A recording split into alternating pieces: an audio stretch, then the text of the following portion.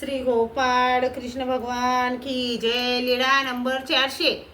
पाटकाच्या त्यागाचा विनोद। सर्वज्ञ रामनाथाच्या देवळाकडे फिरायला गेले। रामनाथाच्या देवळाच्या उत्तरेस परकोटाच्या बाहेर आंबा होता, तेथे सर्वज्ञ बसले। तेव्हा पाटक सर्वज्ञांच्या दर्शनाला आले। सर्वज्ञांना दंडोते घातले, श्रीचरणा लागले आणि त्यांनी सर्वज्ञांना विनंती केली, जी न्यायशास्त्रातही असे म्हटले आहे की सकळही गुरुला अर्पावे, चित्त वित्त काया हे तिन्ही परमेश्वराशी अर्पावे। असे म्हणून त्यांनी सर्वज्ञांजवळ आपली धर्मपत्नी बसविली, सर्व जवळ सामानाचे गाठोडे ठेवले, बैल बांधला आणि सर्वज्ञांना दंडोते घातली। मग सर्वज्ञ त्यांना म्हणाले, आता आमचे झाले ते तुम्ही घ्या। त्यांनी म्हटले, जी न्यायशास्त्रात असेच सांगितले आहे की गुरु जे सांगतील ते करावे।